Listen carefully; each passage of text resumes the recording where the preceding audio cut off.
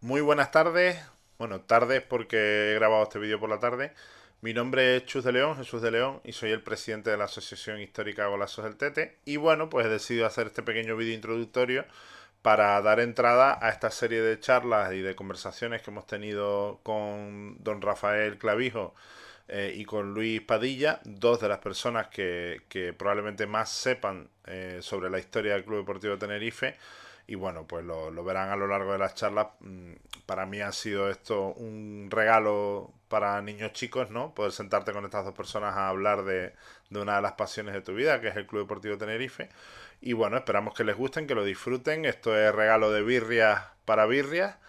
Y nada, lo que sí quería adelantarles es que en este primer vídeo, bueno, pues vamos a editarlo un poco porque hemos tenido un problema técnico y es que el micrófono de este que les habla no registró lo que yo pude decir, o sea que tampoco es un problema porque uno tampoco es que diga muchas cosas interesantes.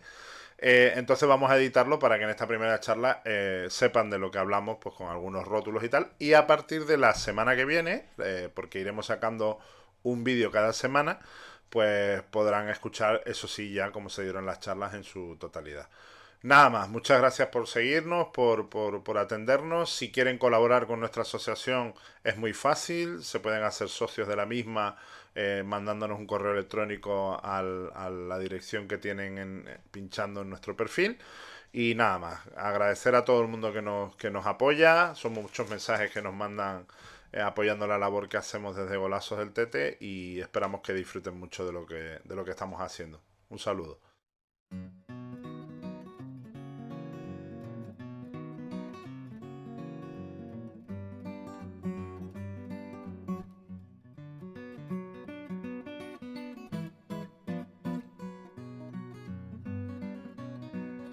Bueno, para mí sí, también decir lo mismo es un placer. Buenas tardes, Rafa, buenas tardes, Chu. Es un placer estar aquí y hablabas antes de los que más saben, no, Rafael es de los que más saben, yo soy de los que más estudio, que, que es diferente. Y además de Enciclopedia Blanquiazul, en el caso de Rafael es socio número 5 o número 6 del Club Deportivo Tenerife, a pesar de su juventud, con lo Bueno, cual tiene, cada vez tiene, menos. tiene muchísimo mérito. 1953, 1 de noviembre del 53. Y, y sí, sí, justo después del ascenso, en octubre del 53, nació mi hermano Jorge y al mismo tiempo quedamos los dos como socios. Por tanto, ya va para 70 años. Sí, eso sí, hay que aclarar que el padre de don Rafael tuvo a bien poner primero a Rafael y después a Al más, Jorge. al más viejo. Sí, Si no, así no es. se lo hubiera perdonado nunca. No, Sí, hombre, sí, si me permite, Rafael, y por contestar tu pregunta, yo sí creo que el Club Deportivo Tenerife es continuidad del Tenerife Sporting Club. Yo creo que hay una continuidad clara. Sí es verdad que oficialmente se ha querido respetar la fecha del 8 de agosto del 22, pero existe una continuidad clara. Es decir, se ve no solo por la presencia de Mario García Cames como presidente, que también lo fue presidente del Sporting Club, sino en la propia alineaciones de los primeros partidos del Club Deportivo Tenerife en el año 22-23. Hay muchos jugadores que en el año 21-22 militaron en el Tenerife Sporting Club. Hay una continuidad clara, pero también es verdad que existe una desaparición del Tenerife Sporting Club y bueno, y una refundación de esa entidad con unos nombres españolizados, aunque bueno, por otra parte también se conserva un poco la historia y se conservan los trofeos. Muchos de los trofeos ganados por el Tenerife Sporting Club los guardó en su momento en su casa, los escondió de los acreedores Juan Labori, que era tesorero del Tenerife Sporting Club y lo fue también del Club Deportivo Tenerife.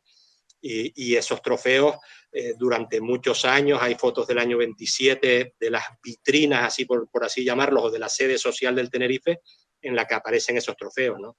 Y el fútbol, que luego lo hablaremos en la isla, llega incluso un poco antes, 1905 se fija un poco como fecha, con el Laurel, con el Nivaria y con otros equipos que a su vez dan origen a ese Tenerife Sporting Club, ¿no? O sea que la respuesta para mí sí hay continuidad entre el Tenerife Sporting Club y el Club Deportivo Tenerife.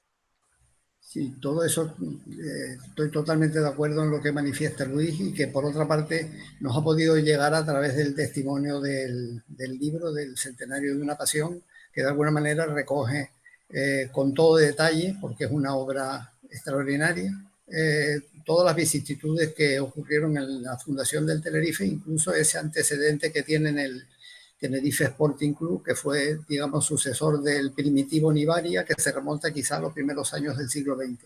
Luego el Tenerife, pues realmente es una refundación de 1922, pero que se puede remontar a 17 años atrás.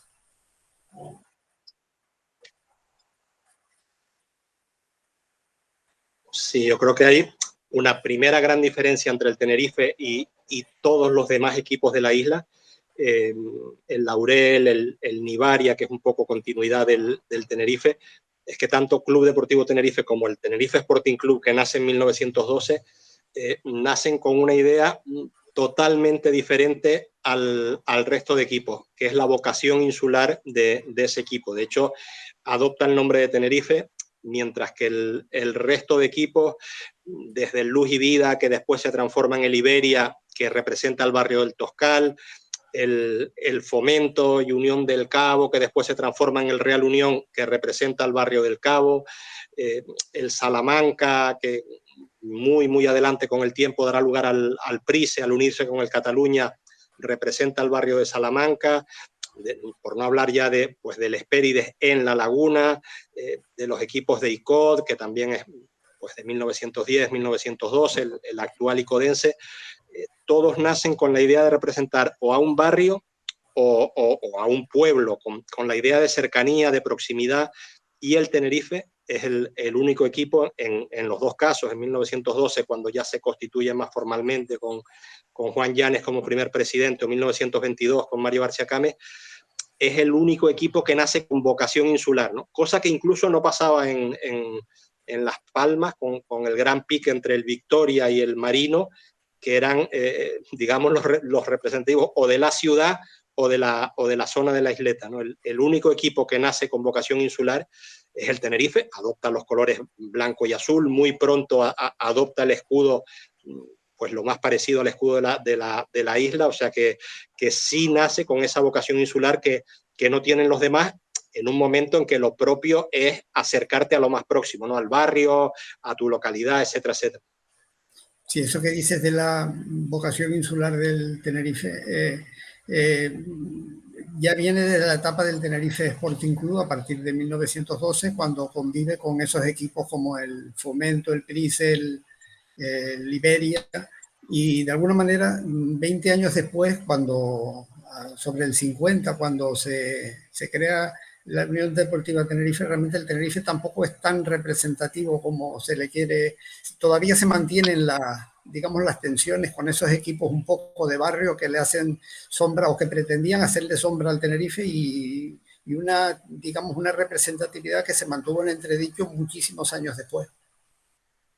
Sí, otra característica del Tenerife, primero como Sporting Club y después la tendría el Tenerife como club deportivo, es el tener estadio propio. Se jugaba en aquella época, se jugaba mucho en la Plaza de San Francisco, lo que hoy es la Plaza del Cristo en La Laguna, que todo el mundo la conoce, y después en la Avenida 25 de Julio, que hoy es pleno centro de Santa Cruz, pero en su momento era las afueras de Santa Cruz, donde ahora está donde estuvo la Escuela de Comercio. Ahora, bueno, pues claro, ahora la gente no se imagina que eso pueda ser un descampado, pero bueno, lo era en su momento. Esos fueron los dos primeros campos, hasta que, bueno, se construye con mucho sudor el llamado Campo de Miraflores, que si la gente se sitúa es pues en la Plaza Militar, la manzana. Sí, pues un poco entre el linde del barranco, la manzana esa antes del Hospitalito, pues en esa manzana pues se construyó un campo ahí pues de 100 por 50, con unas gradas que después, hasta como la gente lo veía de gratis en la calle Miraflores, se levantaron una especie de sábanas que pusieron para cubrir, pero siempre el Tenerife tuvo la idea de tener un campo propio, ¿no? Después y cuando nació como club deportivo, pues creó el estadio en el actual Heliodoro. Sí, antes que hablabas de los hermanos Caulfield, jugaron los dos en el Sporting Tenerife, y un poco por esos apellidos entendemos un poco cómo era el fútbol de antes, ¿no? Es verdad que era un deporte, digamos, popular, pero a principios de siglo lo conocían solo descendientes de familias británicas o gente relativamente adinerada que había mandado a sus hijos a estudiar, o comerciantes que habían hecho algún negocio en Inglaterra y traían de vuelta esa cosa desconocida en Tenerife y en muchos lugares de España, que se jugaba con un balón. Incluso se trajeron los primeros balones, se trajeron las primeras redes, las primeras botas, más tarde las primeras camisetas. Es verdad que era un deporte popular, pero introducido o por familias inglesas o buques ingleses que atracaban en el muelle, o por hijos de comerciantes que iban a Inglaterra o de familias relativamente adineradas que podían mandar sus hijos a Inglaterra y traían de vuelta ese pasatiempo, ¿no? Sí, y en esa línea hablabas antes de el máximo aspiración era competir contra los equipos gran canarios.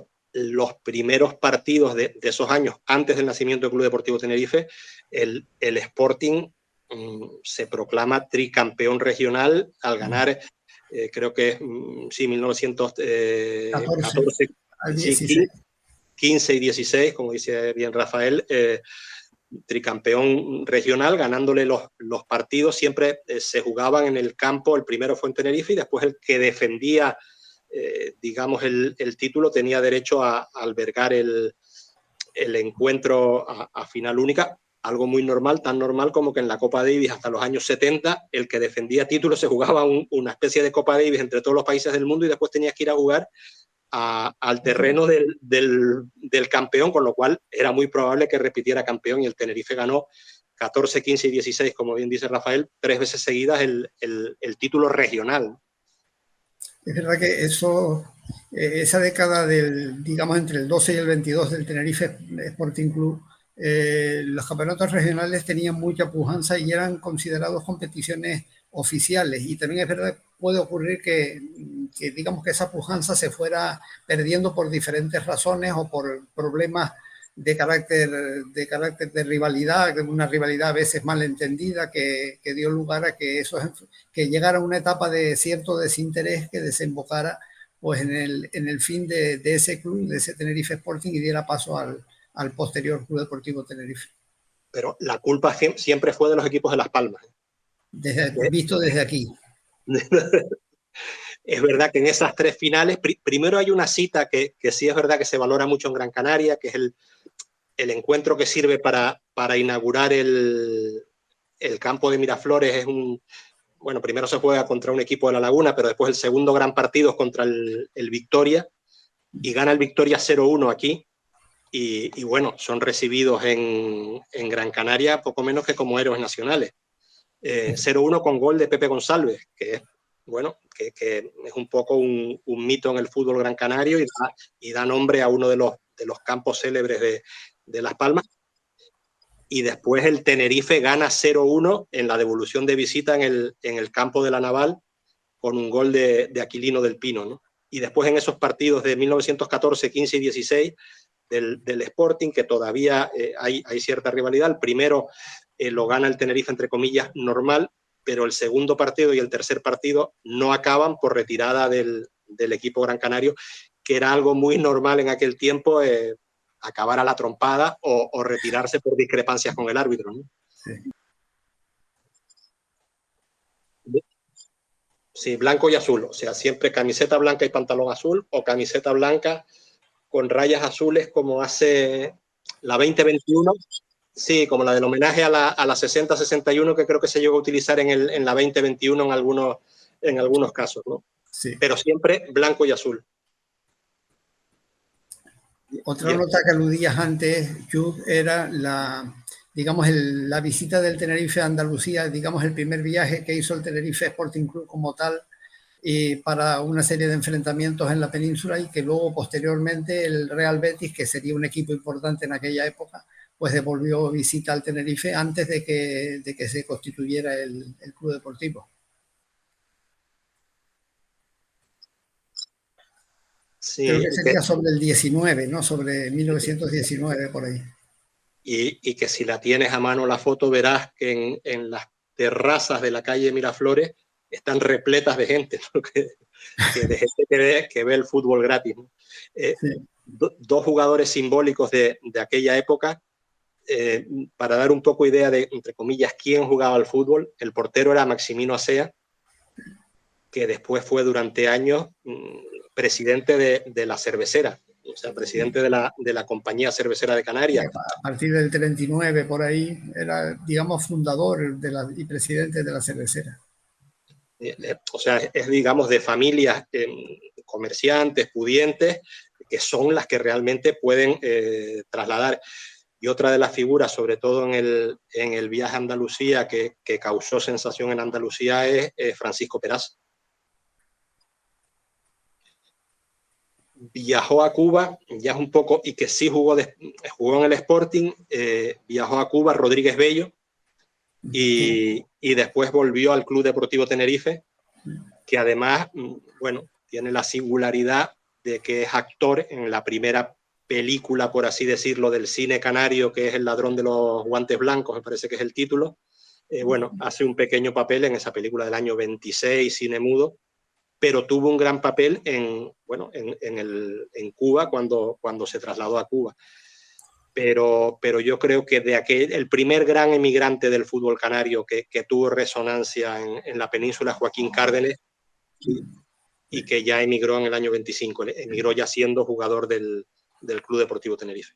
Yo recuerdo de pequeño a don Julio Fernández del Castillo, que era muy amigo de mi padre, y lo recuerdo como una persona que mi padre me decía, dice, este fue un gran defensa en el Tenerife y habría que remontarse pues a los años 10, sería una persona que hoy tendría pues 140 años aproximadamente.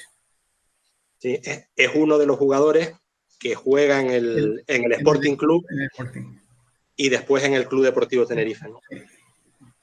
Hablaba antes, Rafael, de que decrece el fútbol después de ese 14, 15, 16, primero porque se interrumpe el campeonato regional que se jugaba con el campeón Gran Canario, y después porque en el ámbito comercial la Primera Guerra Mundial pues hace que el muelle de Santa Cruz tenga pues menos tráfico, y un poco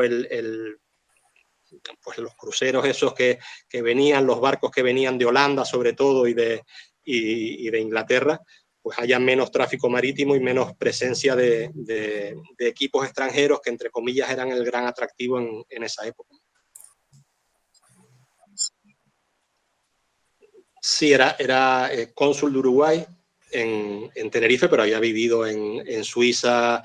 De hecho, de cuando sale por última vez de Tenerife, que sale en el año 24, cuando ya se queda Muñoz Pruneda de presidente, sale a Pernambuco, Brasil, y bueno, ya después no tienen más relación con el Tenerife, pero sí es verdad que fue presidente del Sporting Club en unos primeros años, en el año 1920, 1921, e incluso son años en que ya prácticamente tiende a desaparecer la competición en Tenerife y en Gran Canaria, y trata de relanzarla con la creación de un torneo, la Copa Uruguay, que además es una copa de plata preciosa que se pone en juego de muchísimo valor, pero no logra que se inscriba nadie. Se inscribe al final el Tenerife y el Porteño, me parece, que son los que juegan el torneo, la gana el Tenerife. Hay una dificultad, y bueno, hay que decirlo, en estos casos siempre era fondo perdido. O sea, la Copa Uruguay la dona y digamos, la paga, la sufraga el propio presidente. Los primeros torneos que juega el Tenerife, la Copa Lucana, la Copa Suprema, hablamos ya del año 22, ya creado el Tenerife, son de fábricas de tabaco que en su momento era la principal industria de las islas. Eran digamos, los directivos, las personas que entraban en esos clubes en aquella época, eran gente que iba a perder su tiempo, a perder su dinero, por amor a una actividad que, bueno, estaban haciendo, pero que todavía no tenía ese sentimiento ni esa notoriedad que tiene ahora, ¿no?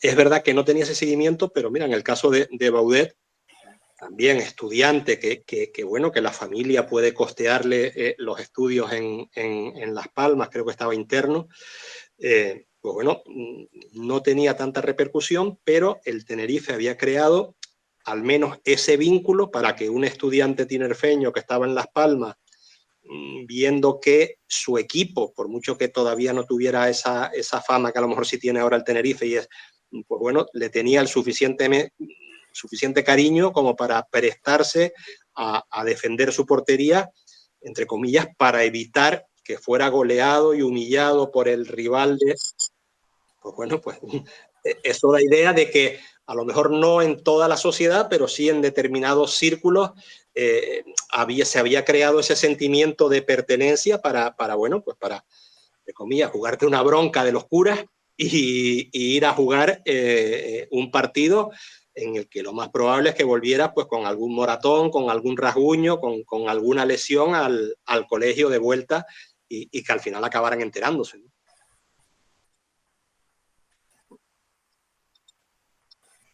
Sí, el amistoso del año 30, que acaba 1-8 a favor del Tenerife, entre comillas, reforzado por Ángel Arocha, que venía del Barcelona, Cárdenas, que venía del Celta, sí, yo no sé si Morera venía del Madrid, pues para jugar en Arencibia, que lo fichan del Hespérides que estaba, para jugar en Madeira con el Nacional de Funchal y ganar 1-8 a un equipo que era de los más potentes de Portugal. Y bueno, pues por ese sentimiento de pertenencia, que por mucho que tú hayas abandonado tu Tenerife por razones obvias, el fútbol era amateur en Tenerife, era profesional en la península. Se ibas tú y al final se iban todos. Pero bueno, sigues teniendo ese sentimiento por el equipo en el que te fundaste, en el que te formaste. Un poco esa idea que decías tú antes, que expresaba Paco López Gómez en el vídeo, ¿no? Que bueno, que es común yo creo que a muchos aficionados, en el fondo, vale, al que es más habilidoso tiene la suerte además de no solo ser del Tenerife, sino de poder defenderlo en el terreno de juego, pero la idea que yo creo que es común de muchos aficionados, de nosotros tres, yo porque era muy malo, pero a mí me hubiera gustado jugar en el Tenerife, y estoy seguro que si Rafael hubiera tenido talento para jugar, lo mismo, ¿no? Igual, sí, sí. Sí, porque, bueno, lo que hacen muchos aficionados que no tienen esa suerte de tener el talento suficiente para poder jugar, ¿no? O sea, a mí me hubiera gustado y bueno, pues era tan malo que no jugué, me dediqué al periodismo. Sí, es el derbi con fronteras más marcadas, o sea, en el derbi madrileño, pues no puedes decir de la derecha para acá son del Atleti, de la izquierda para acá son del Madrid. En el derbi sevillano, pues hay barrios que tú vives en Sevilla, pues barrios más cercanos al Sevilla y barrios más cercanos al Betis, pero no hay una frontera que tú digas de la calle Arenal para la derecha son todos del Betis, de la calle Arenal para la izquierda son todos del Sevilla. En Canarias sí, en las islas sí, o sea, y además desde los dos sitios se ve igual, de la punta del muelle para adentro están los míos y de la punta del muelle para afuera lo que se ve enfrente es el rival, es el enemigo, ¿no? Entonces, yo creo que esa característica sí hace al derbi especial y sí hace la condición insular, sí hace al Tenerife como equipo y al Tenerife, a los aficionados al Tenerife, especiales también. O sea, en el sentido de que te hacen más cercano a algo que queda como muy delimitado por el mar, ¿no? Lo que está del mar para adentro es lo mío. En el tema de familias blanquiazules, el especialista Rafael. que bueno, proviene de una familia birria de pura cepa. Bueno, don Eliodoro Rodríguez López era tío abuelo mío, es tío abuelo mío. hermano de mi abuelo. Lo que pasa es que eran muchísimos hermanos. Mi abuelo era el último de 11 y don Heliodoro creo que era el quinto o el sexto. Es verdad que don Heliodoro murió en el año 1950 y tiene algo que ver con la, digamos, con la construcción del estadio nuevo, del estadio actual, que arranca desde la fecha que dices de 1925. Si no, luego es verdad que luego después se produjeron remodelaciones, una reforma a partir del 46 y ya todo eso. Ya para entonces el Tenerife, 1924, 1925, cuando se empieza a gestar la construcción del Heliodoro, es verdad que tiene, entre comillas, 2 años y medio de historia, pero realmente tiene 10, 11, 12 años de historia anterior, ¿no? De hecho, después te hago un apéndice de otra gran familia, que es la del doctor Capote, también muy ligada al Tenerife.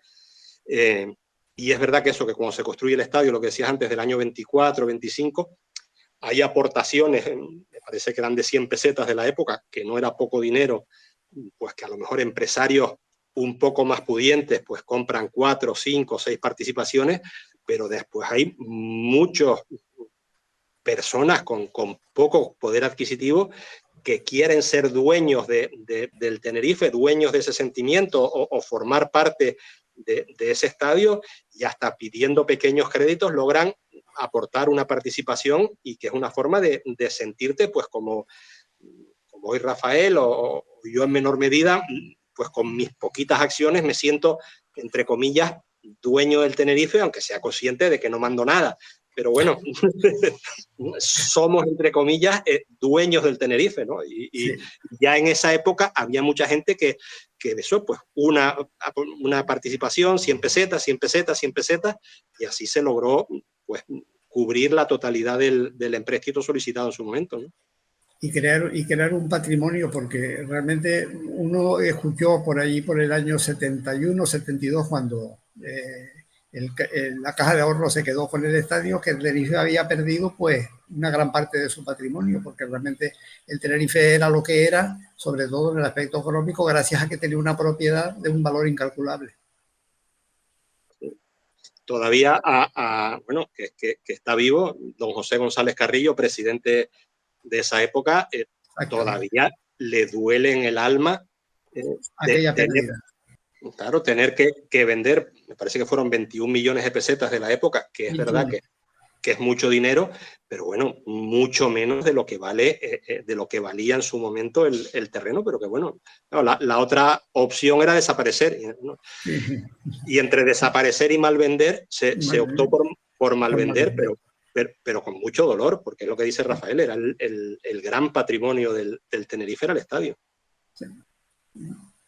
Se hizo de hecho porque, ¿no?, los enviados especiales de los medios que vinieron de Gran Canaria reconocieron, quedaron asombrados al ver aquel Stadium, que se llamaba en su momento, con capacidad para 7.000 espectadores.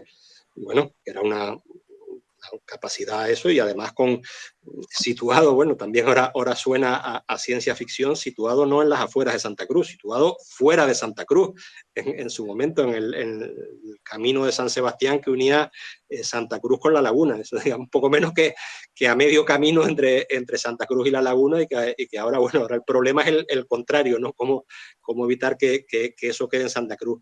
Y bueno, pues habla de eso, de que es verdad que tienes 3 años de vida, pero tienes una historia anterior, que esta historia, ahora estaba mirando aquí unos apuntes que tenía de los últimos partidos del Tenerife, Manolo Cabrera, Corbella, Franqui, Julio Fernández del Castillo, que citaba antes Rafael, Padrón Silvera, Sebastián Romero, son futbolistas que juegan en abril, mayo del 22, el propio Baudet.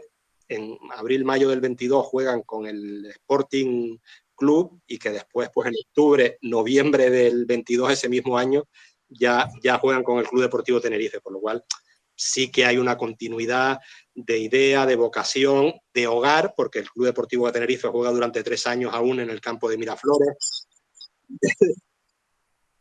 Sí, y españolizar el nombre en unos tiempos que se tendía a que ya esa novedad traída de Inglaterra ya había dejado paso a algo más español, ¿no? Esa primera etapa del Tenerife desde su creación como tal, desde el 22 digamos, hasta la Guerra Civil, tuvo que ser de una riqueza enorme y nos podemos documentar gracias a trabajos como el de Luis Padilla en el Centenario de una Pasión, donde se recogen un montón de cosas que para uno y para la inmensa mayoría de aficionados pues pasan totalmente inadvertidas porque son pura historia a la que no podemos llegar sino a través del testimonio gráfico. Y afortunadamente el Tenerife tiene un trabajo considerable, sobre todo representado por las obras de Arencibia y últimamente, lógicamente, por lo último que se pudo constituir a partir del centenario. No, hombre, que hay que agradecerle también el trabajo que hacen ustedes desde Golazos del Tete y después, lo que yo digo, el principal patrimonio del club, ciudadanos como Chus de León, ciudadanos como, en el caso de Chus de León, abonado para no ir nunca, porque está en Sevilla, pero seguir pagando religiosamente su abono, y en el caso de Rafael, abonado pagando durante 70 años religiosamente su abono. Bueno, los primeros años se lo pagaba el padre, sí, pero pagar todos los años y no abandonar algo que al final es más que un equipo de fútbol, es más que un club de fútbol, es algo que un poco pertenece a todo, algo que todos sentimos, ¿no? De todas maneras, esos años 40 que uno no pudo vivir y que de alguna manera me gustaría que, no sé, que está en el recuerdo de muchas personas que ya no están entre nosotros, pues se puedan de alguna manera vivir en el recuerdo, por lo menos a través del testimonio que tenemos y que nos ha llegado hacia nosotros. Realmente esos años veintitantos y sobre todo los años 40, donde se gestó con mucho esfuerzo el acceso a la categoría nacional, que es de lo que estamos viviendo todavía, afortunadamente, y que dure mucho tiempo. Para cerrar simplemente con un dato del socio número 1, de Roberto Martín Abreu, él dice que sí lo vivió por razones de edad, dice que bueno, sí, lleva 70 años de socio y ha vivido de todo. Dice que a día de hoy su mayor alegría como aficionado del Tenerife es el partido del Orihuela, es dar el salto de las catacumbas, de la no existencia en el fútbol nacional a existir, que estuvo muy bien subir a primera, que estuvo muy bien ganarle al Lazio 5-3, que estuvo muy bien pues ganarle al Madrid 2 ligas y todo eso, que eso lo disfrutó muchísimo, sí, pero que para él la mayor alegría que le ha dado el Tenerife fue el ascenso a segunda división del año 53.